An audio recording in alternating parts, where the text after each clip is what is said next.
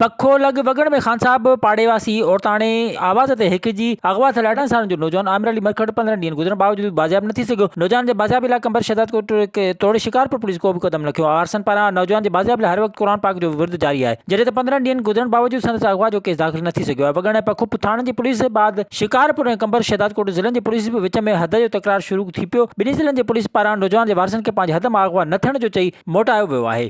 वारसनि पारां शिकारपुर ऐं कंदकोट ज़िले जे अक्सर इलाइक़नि में पंहिंजे नौजवान लाइ क़ुरान पाक पिणु घुमायो वियो, पर पोइ बि धाड़नि खे को बि रहम न आयो। मग़वी नौजवान जे अमड़ मुस्लिमात अशरफ खातून ऐं पीउ मोहम्मद ख़ान मरकंड रोईंदे चयो धाड़ेलनि पुट जे बाज़ाब लाइ 30 लख भुंग बोस्की जा वॻा राडो वाचूं ऐं मोबाइल फ़ोनूं घुरियूं हुयूं, जंहिंखे 15 ॾींहं गुज़री विया आहिनि। हुन चयो त उन्हनि वगण थाणे ते फौरी तौर ते भुंग जो इतलाह ॾिनो, पर असांखे वगण पुलिस चयो त तव्हांजो पुटु असांजी हद मां अॻवा नाहे थियो। मग़वी जे वारसनि सिंध सरकार ऐं आला अख़्तियारनि खे अपील कई त उनजी मदद करे नौजवान खे बाज़ियाब कराए ॾिनो वञे। विज़िट कयो अवामी आवाज़ मीडिया ग्रुप जी वेबसाइट awamiawaz.pk